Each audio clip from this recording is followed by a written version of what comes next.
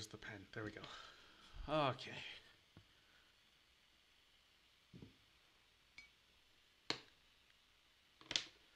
I should minimize this or something.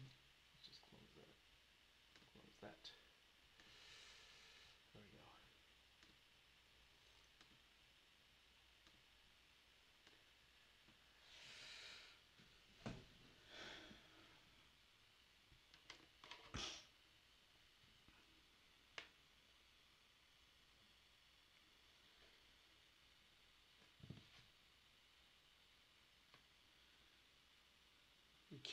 2-minute warning, right? Volume check. I'm gonna look for evidence. Yep, I see a volume meter on my other screen, the other connection, so I can. Okay.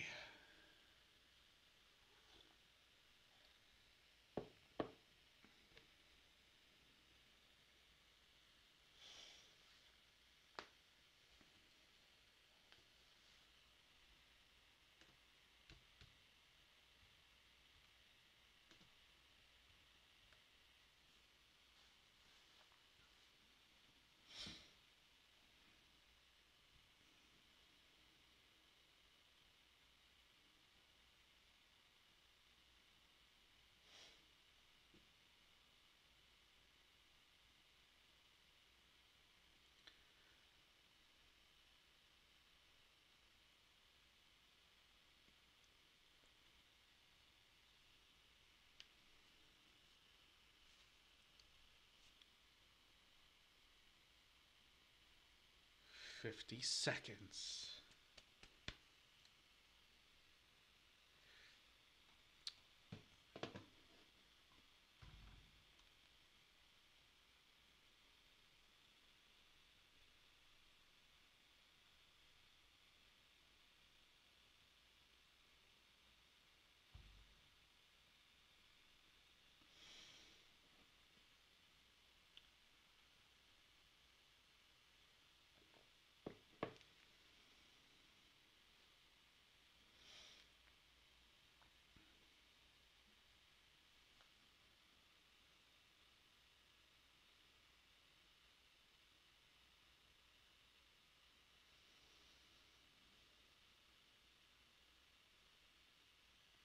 All right, 7:45 a.m. Good morning, folks. Hope you're doing all right. We're getting a little bit of lightning, a little bit of thunder out here, so I hope equipment does not get zapped. Yeah, let's see. So, uh, again, announcements. Some are repeats, but I think especially on an exam week, it's good to make sure that these things are clear. So the exam that's technically dated for Thursday, I'll clear up in a second just to make sure, only goes up to what we did last Thursday. So we have some new stuff this week. It's not part of the exam. I am still trying to review as much as possible this week. So you got to sort out what's the new stuff and what's the old stuff. Um, that curve sketching summary handout is available on Canvas. The practice exam 3 stuff is posted. There is an info PDF that tries to clarify what's going on with the 5-hour window inside a 48-hour time frame. So maybe I'll just jump to that first, right? So the exam materials open at like 12:01 a.m. right after midnight on Thursday the 9th. The materials all close and everything needs to be turned in by the end of the day on April 10th. So that's essentially a 48-hour time window, not that you have all 48 hours to do the exam. You pick a 5-hour time frame in there that you would like to work on the exam. So that means if you want to start the exam at 7 a.m. on, it's early in my opinion, but you want to start at 7 a.m. on April 9th, you could click start quiz. It's really an exam, but in Canvas it's called a quiz. And then you would take the next 5 hours and then would need to turn it in within that 5-hour time frame. If you instead want to wait till April 10th because your work schedule is preventing you from taking the exam on April 9th, that's fine. You pick a time frame so that if you started, let's just say at noon on April 10th, then you would take the exam. Don't spend all 5 hours. That's not the point. It's just spend an hour, maybe an hour and a half if you want a little extra time. I don't mind. But then, take the pictures and all that stuff and get things all uploaded the upload process and all that is not meant to take a long time either. So it's just 5 hours is some kind of healthy balance, I hope, between um, not stressing out about the technicalities of things and still trying to do some part to make sure that you're not all communicating with each other. Please be honest. I've heard some stories with some other experiences that students have had that are frustrating. So I heard some of those experiences, and I'm trying to do something that's accommodating. But yeah, so please don't abuse that. Couple other so sorry, I'm jumping around a little bit. Oh yeah, there is a practice exam that's in that format. So I mean, if you wanted to completely do the practice exam as a dry run, cool. If you just wanted to upload any old pictures, whatever, I'm not even gonna look at them. I'm seriously behind in other grading, so I'm gonna just try to. As you know, it's just there so you can practice the format if you'd like to do that. Let's see, what did I skip? Oh yeah, quiz today. So new format. In fact, the quiz today is, you could call it a mini exam. It's just a one question version of the same format as the exam of uploading work. So you can work on paper, take a picture, upload the picture, or you can type and then take a screenshot and upload that. I think I got everything that's here. Oh yeah, it's not in the announcements here for today, but since Thursday is an exam day, we will not have a live class at 7:45 a.m. I mean, I'll sign in here just in case people show up, but I'll just, if people accidentally sign in, I'll just say, hey, it's exam day. Either do the exam on Thursday or on Friday, or it's some 5 hour time frame. Okay, I think that'll be good for announcements, except one other thing I forgot. I do have this reminder. I've not had a whole lot of folks in office hours, so I just want to remind you when office hours are. These are just, I just copy pasted them from the syllabus. If you can't make the times above, please feel free to email for an appointment. You should note that my Wednesdays are right now the really busy days. It was not by design, but like the committee that I help chair on not help chair, I chair on campus, used to meet every other Wednesday, but with the cancellations that we've had, we need to meet every Wednesday for an hour and a half. So I'm basically back to back 7:45 a.m. to 4:30 p.m. on Wednesdays. It's a difficult day to try to find a time to schedule additional time to meet. Unfortunately, I have had just a handful, like really two, maybe almost two students technically from this class show up to office hours. One who showed up almost every day. It's been, I think, fantastic for that individual. I can write on screen, so I'm just gonna demo this real quick, just to point out, like, if you showed up in office hours, I could write things like I actually have a thicker pen to use for this. I can write something like this on screen, and we can talk about the derivative 2 to the x times ln of 2. I'm writing kind of quick right now, so sorry if the handwriting's a little poor, but I can do things like that. It's worked out. I mean, it's not, again, nothing I think is right now ideal, but just trying to make everything work as best as possible. So I can write on screen. I can, with the student who's been coming into office hours, it's been sort of, the student has said, well, here's what I wrote down, and then I would write it down listening to what was being said, and then I would be corrected if I wrote it down incorrectly. It's something that kind of works. You could also, if you had a phone, turn on your phone camera and point it at your work. If the audio connection isn't working, call my office phone number during office hours. I have it excuse me, forwarding.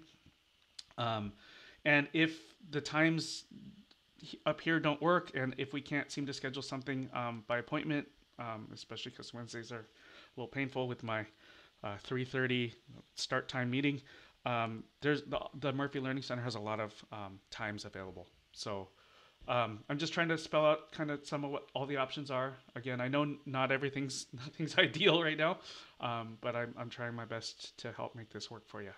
So, but please make use of office hours.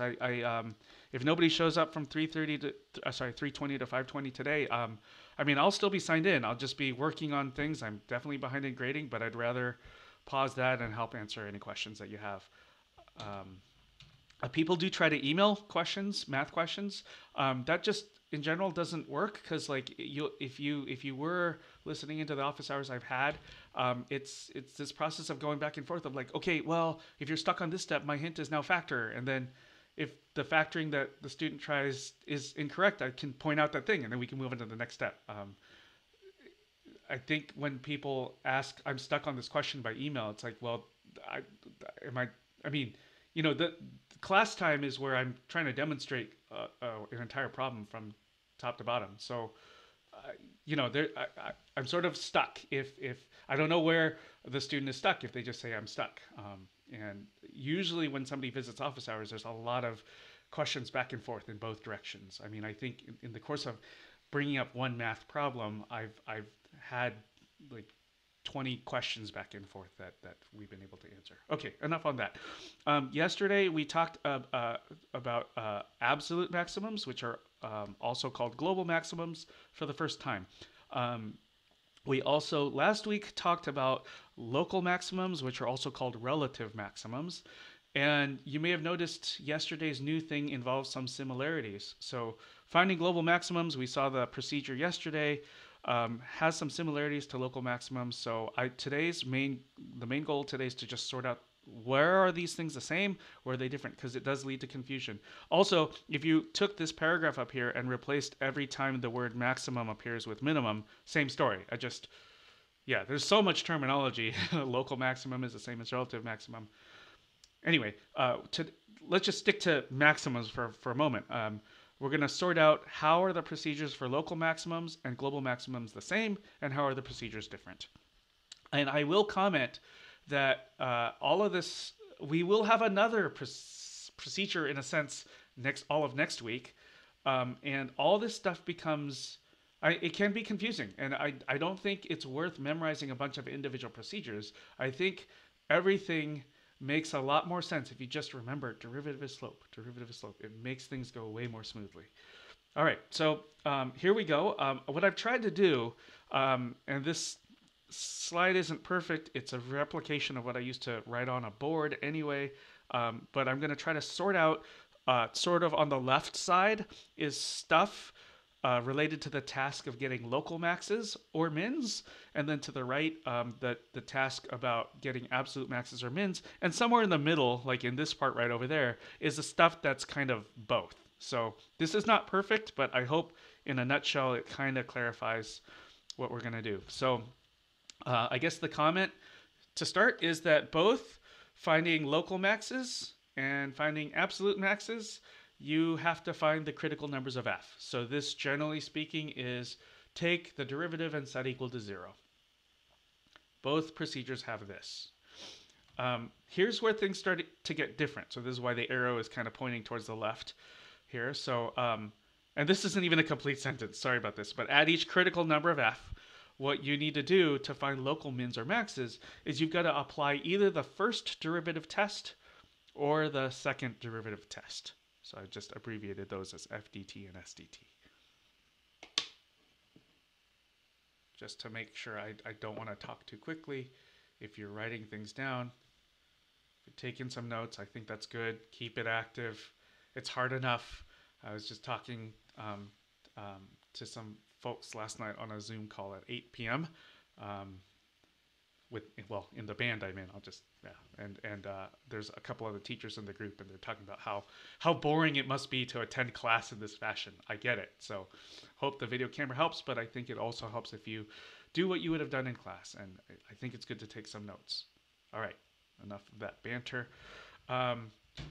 Let's see. Okay, here we go. So now what's unique about absolute maxes and mins?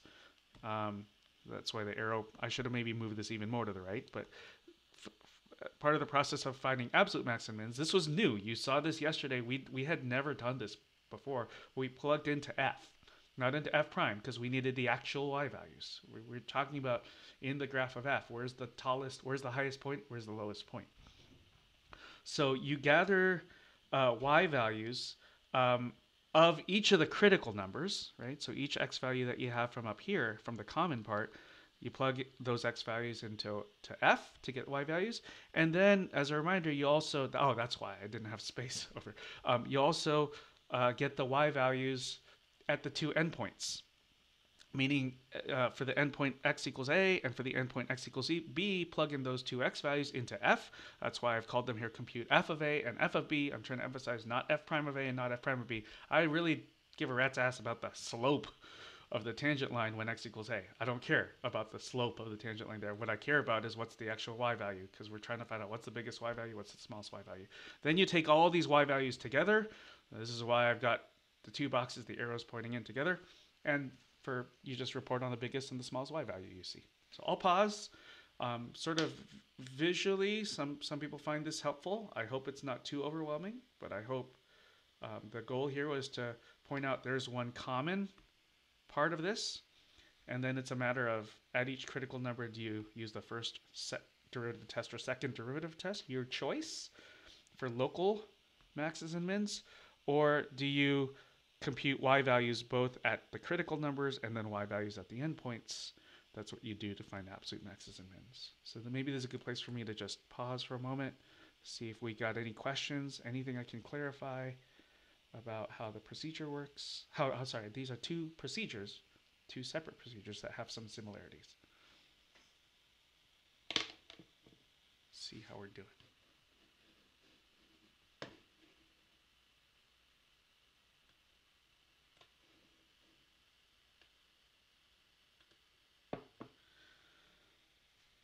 Okay, I'm not seeing an unmute of a microphone or anything in the chat box, so we'll kind of move on from here. Let me just step ahead of my notes so I don't get ahead of myself. Okay, I normally print notes, right? But I don't have any paper. So I'm just using, okay. Anyway, first, before we do examples, today the main goal is to like really convince you that this is the kind of the common part. And so what I want to do is towards the end of class, I want to do two full examples where we practice both the local mins and maxes thing, and we practice the absolute mins maxes thing. But before doing so, I want to review what the first derivative test and the second derivative test are. We've seen a lot more of the first derivative test. The second derivative test, actually, this is a slight disagreement I have with the authors of the book, but they introduce it late. They actually introduce it in this section of the book, if I remember correctly. So we have not seen it as much, and I want to review it. And I guess I also want to say, in every problem that we would ever do in class, you can either use the first derivative test or second derivative test, either one. There are times when one is more convenient than the other, so I wouldn't just stick to one of these just because you find it more comfortable. I would challenge yourself to learn how both of them work. So we'll review what the heck these are, and then I'm going to suggest my own opinion on when this one's nicer to use and then when that one's nicer to use. So, okay, to review, if you've been taking notes like before spring break, you have this written somewhere. So whether you want to write it down again is your call. That's why I put the word recall. But just to state it, it's you've got this x value called c, and it's a critical number of f, meaning that f is defined there and that the derivative is either 0 or doesn't exist. And then if f prime changes from negative to positive, so think of, again, I don't even remember this text over here that I just circled. I just always remember if f prime was negative, so you've got negative slopes and then you have positive slopes. You got to have a shape like that. So then you can see that this carves out a valley, a local minimum. So anyway, the wording is correct as written here. I just go from it's easy to recall this if derivative is slope. It's otherwise just a mess of lots of words to try to recall otherwise.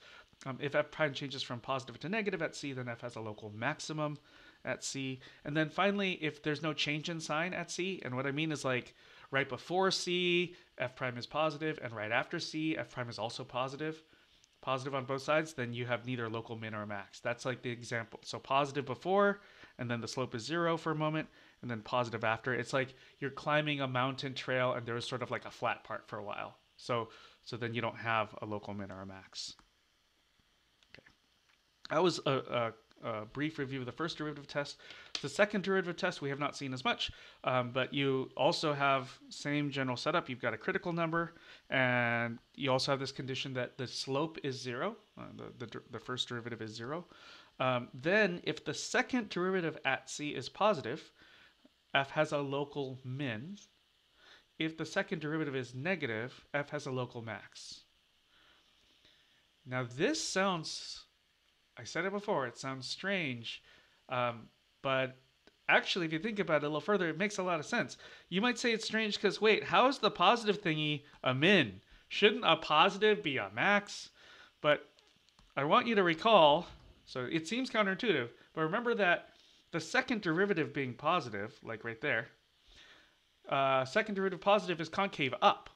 So picture what concave up looks like. That cup, right? And then so at that moment, at that x value called c where the derivative is zero, so that'd be right there where the tangent line is completely horizontal. That point right at the bottom is a valley. That is a local minimum, right? So the comment here really stands. It's easiest to recall what's going on in the second derivative test if you remember that positive f double prime means that f is concave up. And again, it's here just in case I forgot to say it, but I certainly didn't. It's in the slides if you download this later. The first derivative test is easiest to recall if you remember f prime as slope. So what I'm trying to do with the notes down here, I want you to understand why I'm putting these things here. A lot of things, it's easy to accidentally switch the wires, but if you these are how I think about these things. This text up here is a lot to recall. So remembering what second derivative tells you about concavity and remembering first derivative is about slope, that to me helps recall. It helps me rebuild all the text, really. Okay, the next slide, what I've done is, so I've copied the boxes for the first and second derivative tests, but I'd like to now comment that these items down at the bottom are different. So I want to at least preview, and then we'll come back to this after we look at an example. I want to just briefly talk about when is the first derivative test more advantageous and when's the second derivative test more advantageous. So I would say, just as a starting hint, and we'll come back to it after the example, if f double prime is easy to compute, meaning you stare at f prime and you look at f prime and go, oh yeah, I would take the derivative of that and wouldn't take me much time.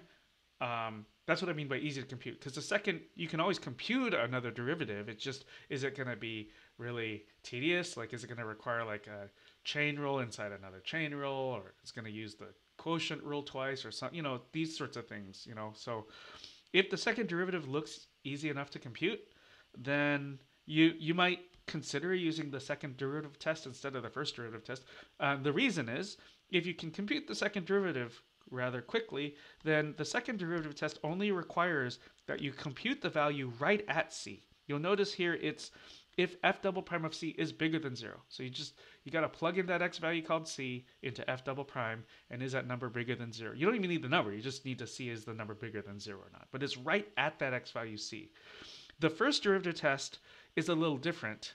So this is this sort of pros and cons type thing where the first derivative test is not what is the value of f prime right at c, it's right before and right after. So it's like you've got to look not right at c, which would be super convenient. It's like, see the language here, it's f prime changes in sign from a negative to a positive. So you got to like draw out a sign chart for f prime to see what happens right before c and right after c. You got to pick an x value just to the left of c, just to the right of c. In some sense, that's extra work, right? So it's like, once you have the first derivative, it's which extra work do you want to do? Is it create a full-on sign chart so you see what happens right before and after c? Or do you want to compute a second derivative so that, boom, you can just plug in that value of c into f double prime? So it's a matter of which extra work seems like less work.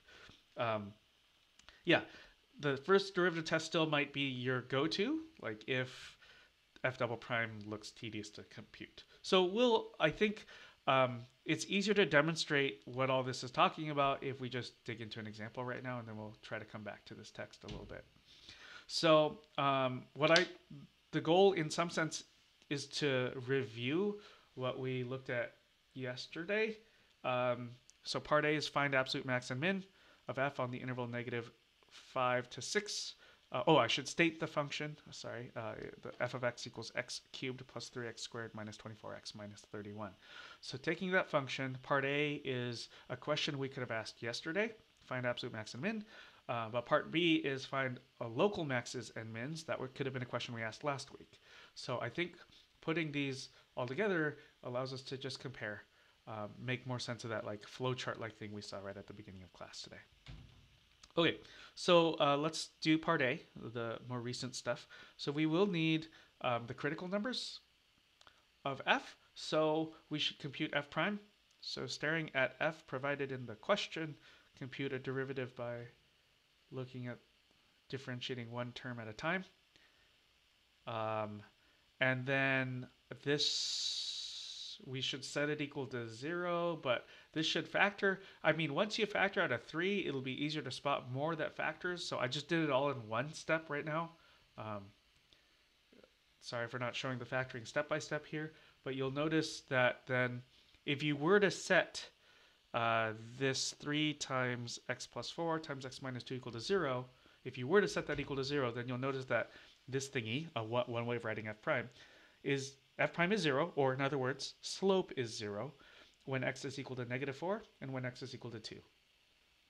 Again, I'm just trying to throw in every reminder that f prime is slope. Okay, f prime, where is f prime undefined? That just never happens, right? The way f prime is written, there's no dividing issues or accidentally scroting a negative or anything like that. So these are the only critical numbers, -4 and +2. The critical numbers of f are -4 and +2. We saw yesterday in our second example, sometimes we have to throw out an x value because it's not in the interval we need. But both of these numbers are in the interval. So we're in the absolute maxes and mins part of the question, meaning we need to now find actual y values. The common mistake is to plug into f prime. If you compute f prime of -4 or you compute f prime of 2, both of those numbers are going to be 0. I already commented on it up here. We found which x values have the property that the slope is 0. So there's no point computing the slope, right? If you might find yourself doing this because the function we looked at most recently was f prime, but you got to go back to f. If you remember that f prime is slope, you'll think as you plug in, it might seem fishy even when you get that number 0. You're like, wait a second, oh yeah, that 0 is a slope.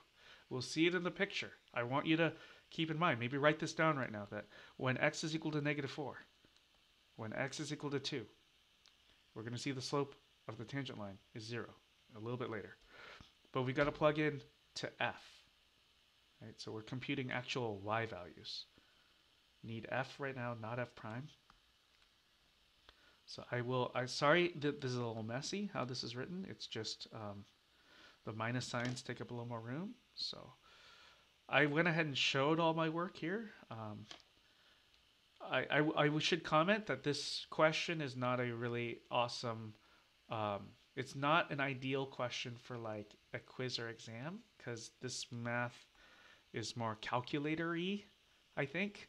So it's there, and that happens at times. There are questions that are better to show as examples in class to show how the concept works. This is a homemade example. I really tweaked the numbers because I wanted the numbers to end in a 9 for a reason I don't want to reveal right now. But like there's specific reasons, but like I just didn't want. In short, I didn't want to see the any x numbers and any y numbers appear to repeat, and so it took a lot of finagling to make this example. Anyway, to not have repeated numbers helps to, I think, avoid confusion at this point in the story. Anyway, so the comment I'm making down here is we plugged in -5 for x into f, and I am showing the work, but in the end, it's the number 39. That's the y value. We plugged in 6 because those were the endpoints up here, originally provided in part A of the question. So please be sure to check the endpoints. Now that we have all 4, I'll circle them. Sorry for how they're aligned again. But now that we have all 4 of these x values, our last thing to do for absolute max and min is to just report on what's the largest and the smallest value.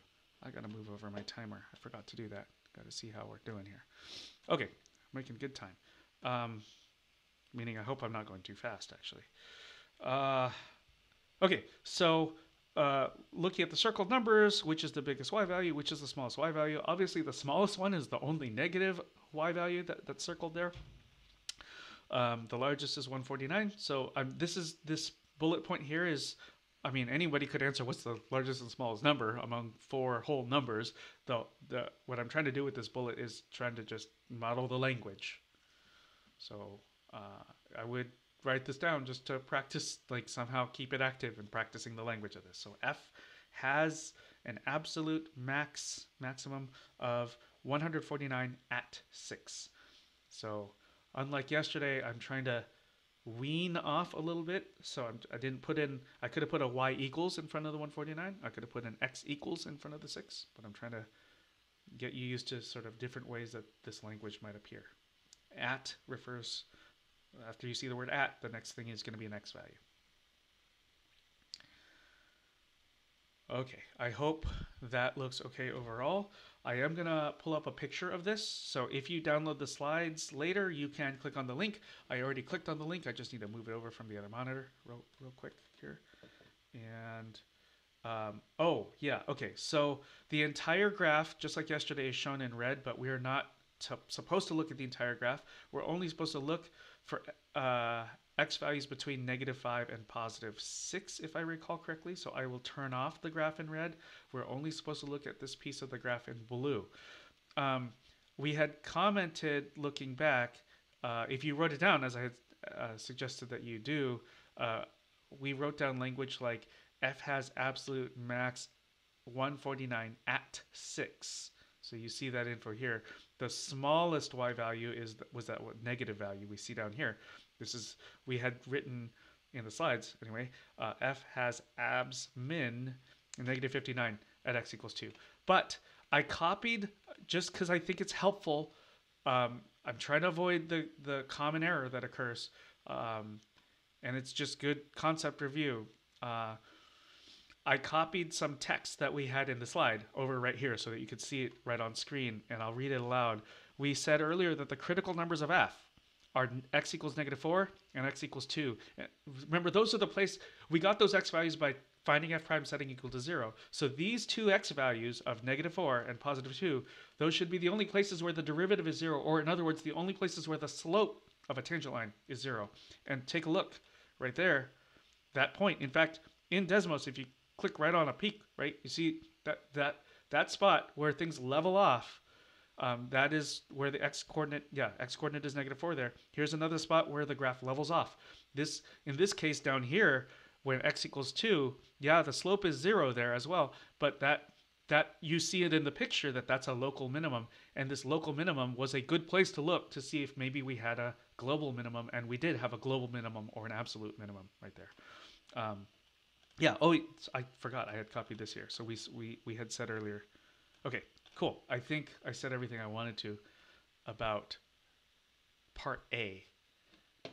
So I'll move this over. I'll pause to see if we have any questions before looking at part B anyway.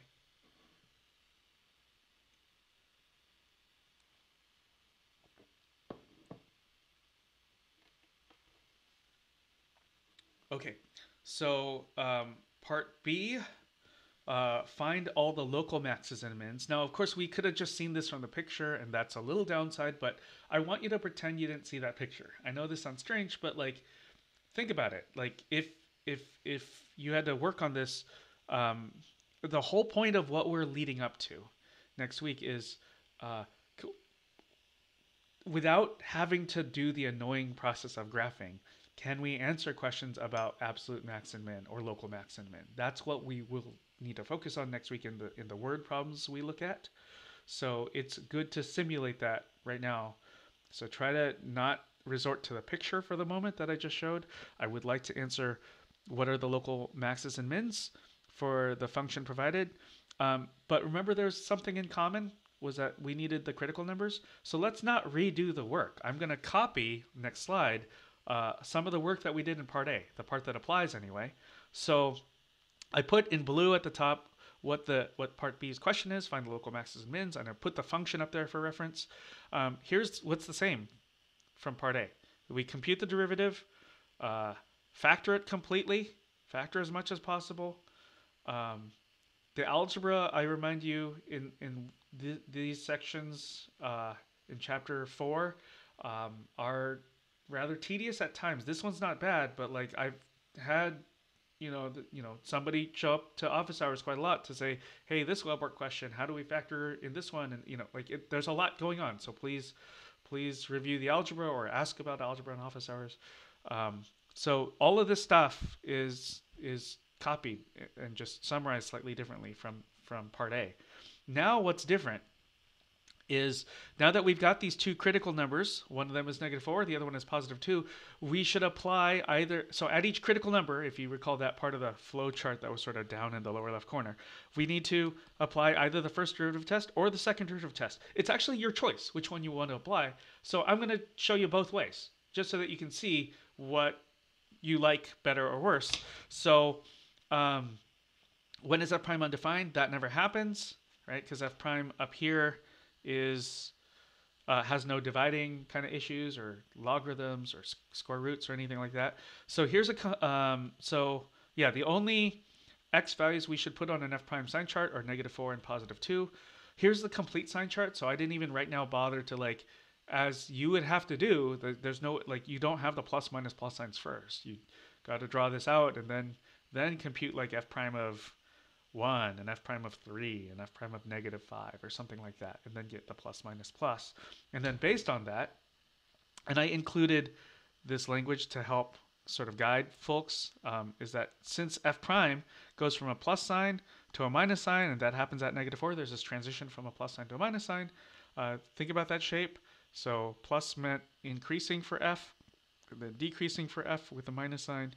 So f has a local max at -4.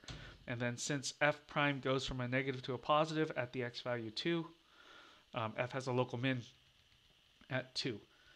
Okay, so that's how you would do this using the first derivative test. You notice you've got to not compute f prime at -4. We know we would get a 0. You had to look right before, and you had to look right after. So it was plugging in two different x values that are on either side of -4 into f prime. That's where I would say that the first derivative test has its moment of more work. The second derivative test, as you already see, I revealed the start of, has its own different bit of more work because you've got to compute a second derivative. In computing the second derivative, I don't like the factored version. I mean, you could, but it would require the product rule. So I'm going to go back over here to this unfactored version to compute a second derivative. So f double prime of x is 6x plus 6 after all the 24 differentiates to a 0. What you do for the second derivative is, remember second derivative gives you concavity, and we just need to know concave up or concave down at these two specific x values of -4 and +2. So all you got to do is actually plug in -4 into the second derivative. So if you plug in -4, 6 times -4 plus 6. I didn't even bother computing the number because you can even, without computing the number itself, you can see that number is negative. The negative second derivative, I've closed my eyes, I'm not even looking at my slides. Negative second derivative means concave down. Concave down, that shape is like an upside down parabola, so you got like a local max at the top. Yeah, so local max at -4. If you compute f double prime at the other x value, at the other critical number 2, there's no negative signs anywhere, so f double prime is positive. Concave up shape for f means that you've got a local minimum at 2. So look, the final conclusion, the final story is the same. Local max at -4, either method, local min at 2. It's just, I hope you're seeing here you've got options.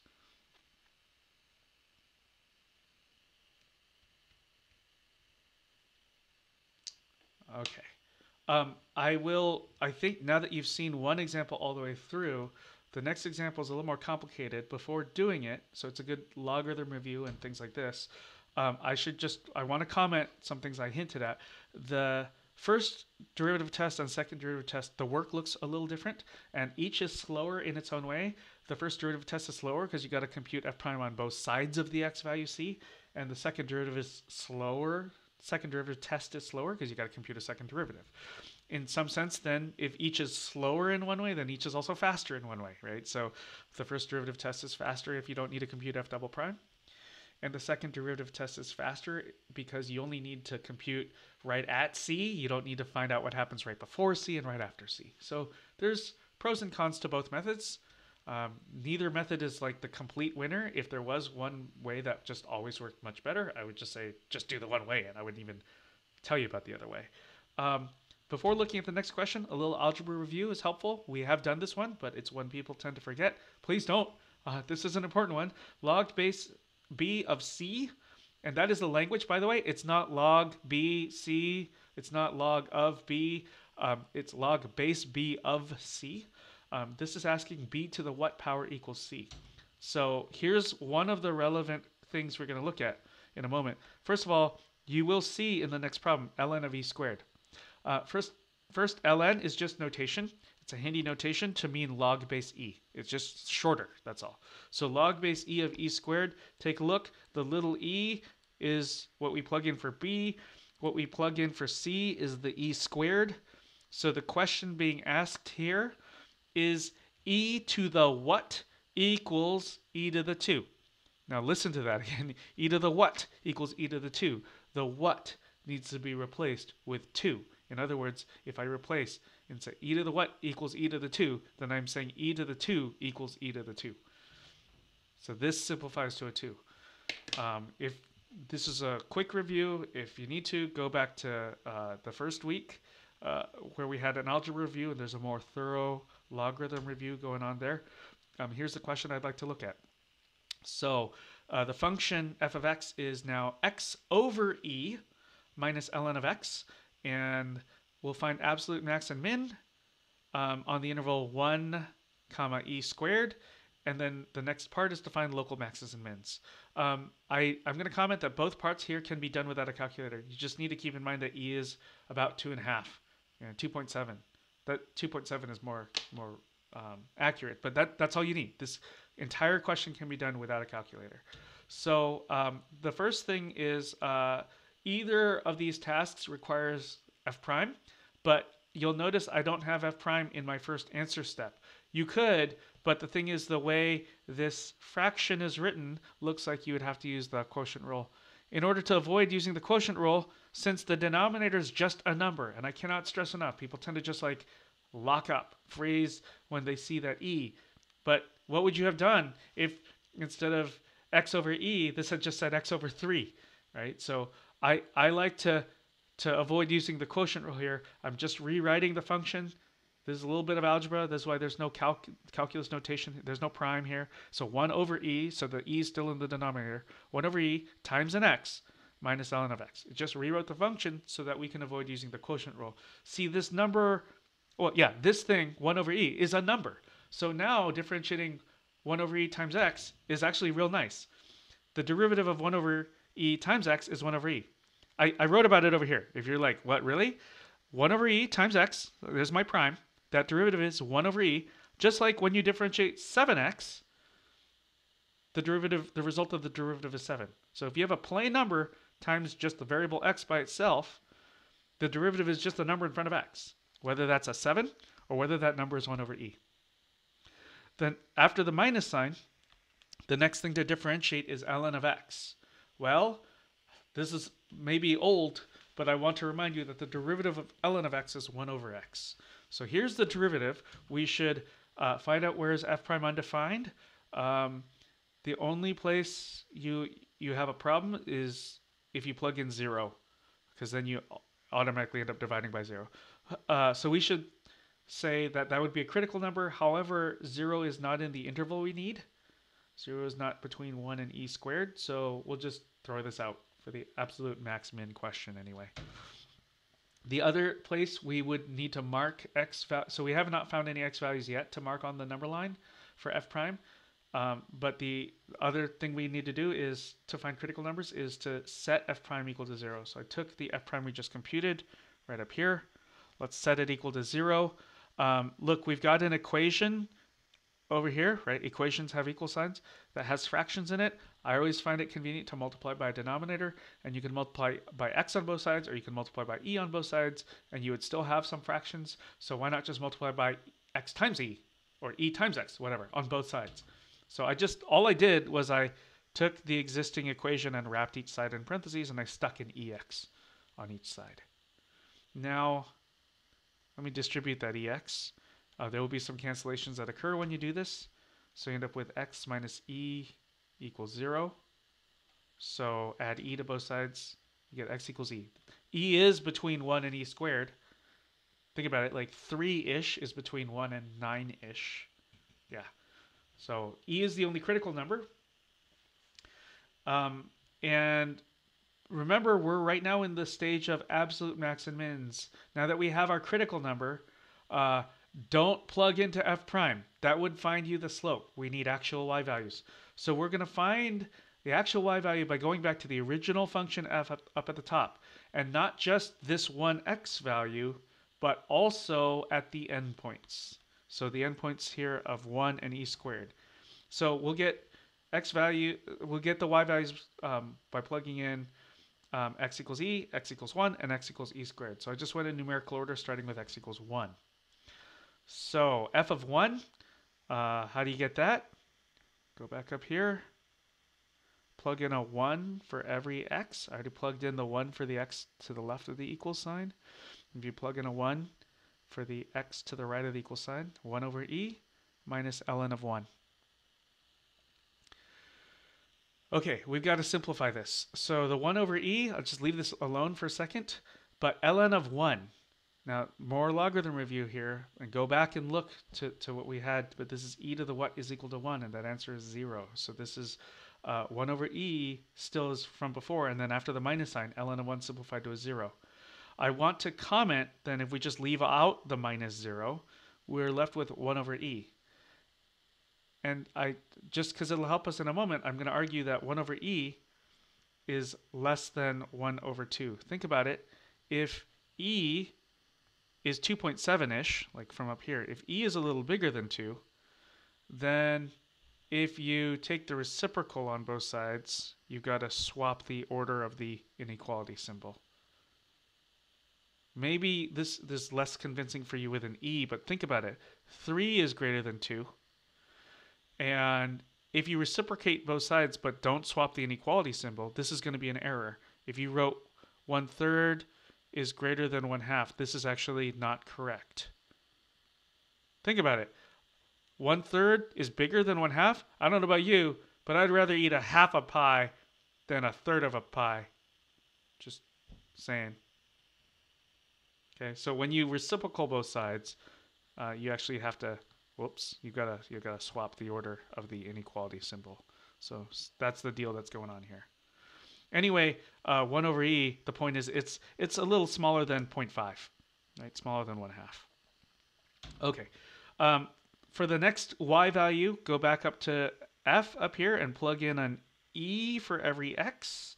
You'll notice you've got an e over e that simplifies to a 1, and ln of e simplifies to 1. More logarithm review, you got to take a look. 1 minus 1 simplifies to 0. The next and final x value is the endpoint e squared. So that was one of the two endpoints of the interval. So we'll plug in back up at the top again, plug in every x is an e squared. So you should end up with, oh, come on. There we go. You end up with e squared over e minus ln of e squared. So the e squared over e, there's the top where it says e squared, you can think that's e times e, so you can cancel an e on top and bottom. So you're left with an e minus, and then ln of e squared, that's what we reviewed on the previous slide. That simplifies to a 2. So e minus 2, take a look. If e is approximately 2.7, then e minus 2 is approximately 0.7. So look, we can actually now stare at these numbers, right? So we've got this 1 over e, we've got 0. We can now see which is the biggest and which is the smallest. The biggest of these numbers is the one that's approximately 0.7, because that's bigger than this other number, which is smaller than 0.5. So the biggest number I'll report the exact number, not the approximate. The approximate helped us see what's going on, this decimal version. The actual literal number, the exact value, is e minus 2. Okay, so here's where trying to just use a calculator on these questions is going to get you in trouble. You gotta understand what's going on here and take use of e is approximately 2.7, but to report on final answers, the absolute max, the y value is e minus 2. That happens at the x value of e squared. The smallest y value is 0, so absolute min is 0. That happens when x is equal to e. Ooh, that was a bit of a whirlwind. I'll pause before we look at the next part on local mins and maxes. See if there's any questions about logarithms, any other kind of algebra step where I can. There's a lot of algebra.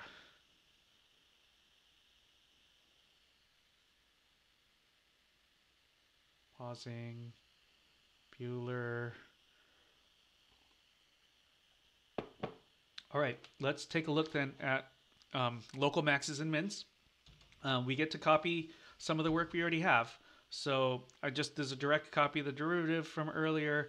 The only time you get f prime of x equals 0 was when x equals e. That should have been just familiar from a moment ago. Comment, we did see that f prime does not exist if x equals 0. That we kind of noticed earlier. Earlier, we chucked out x equals 0 because it was not in the interval that we needed. But for the local min-max question, there's no interval, so we should consider it. I'm going to start building a bit of a sign chart. And instead of just showing it all, like even here, there's some algebra that's helpful to review in the process. So that's why I didn't include the plus or minus signs yet on the sign chart. So first of all, because when x equals 0, f prime doesn't exist. And when x is equal to e, f prime's value is 0. This is the preliminary sign chart. Now, don't draw any additional tick marks on the sign chart, just these two vertical little tick marks there and there. But now we should pick other x values in between to see what's going on. So I want to talk through these, okay? Because there's some things to review related to what's going on with e. I want you to go, it's going to be okay. So we need to choose a value of x to the left of 0, and then choose a value of x between 0 and e, and then 1 after e. So I picked -1, very natural choice. And you have, so plugging into f prime now, right? So that's the difference. For the part A, we plugged into f. Now we plug into f prime for the f prime sign chart. Plug in a -1, and look, the negative becomes a positive.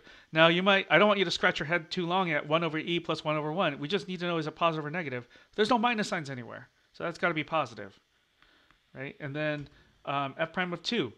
Look, you got to just recall that e is about 2.7. So a number that's between 0 and e, like 2. 2 will work. And I want to comment that 1 over e minus 1 over 2 is smaller than 0. The reason, so e is bigger than 2. So as we had said earlier, I should actually probably had this argument on the previous slide. So 1 over e is less than 1 over 2. And so think about what's going on. If you have a small number, right, this number I just circled is smaller than a half. So smaller number minus bigger number, that's going to end up being negative overall, right? This is all done without a calculator. You get a negative, so a minus sign there. And then finally, I just need a number bigger than e, so I just pick 100, whatever, right? You could pick 3. But now 1 over e is bigger and 1 over 100 is smaller, because when you divide by a bigger number, like 100, then the overall result of the fraction is smaller. So bigger minus smaller is bigger than 0. Okay, here's the updated sign chart.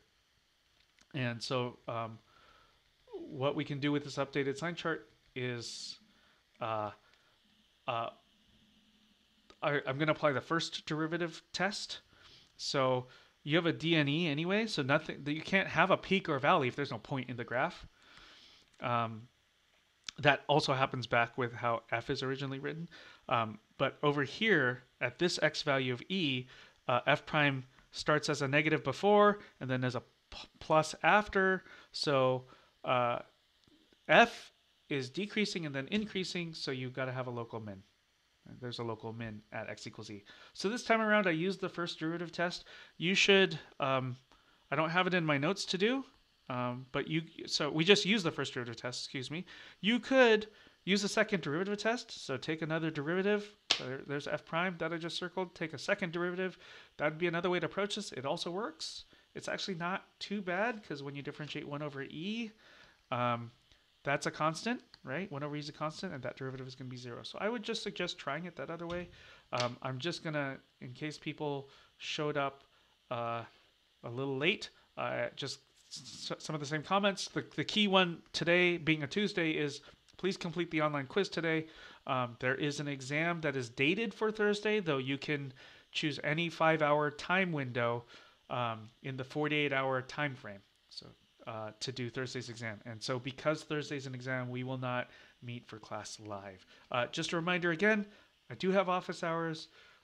Please come to office hours. It's actually, I gotta say, having this one student up here quite a lot and ask really awesome questions. I go, oh yeah, there's some really challenging questions, and it's easy to get stuck here and there. And I know that can be frustrating, but you've gotta experience getting stuck, and you gotta get help somewhere. And if it's not from me, that's okay. But like, to me, it was a little disconcerting. Just like, I've got this student who's doing very well in class and is getting stuck on something. So like, whoa, wait, where's everybody else? So I just want to remind you, I have office hours. Sign in the same way as you sign into class. All right, I'm done with my spiel. A minute and a half early. See you tomorrow. We do something rather different tomorrow that's unrelated to the exam, but it's going to be super helpful for next week.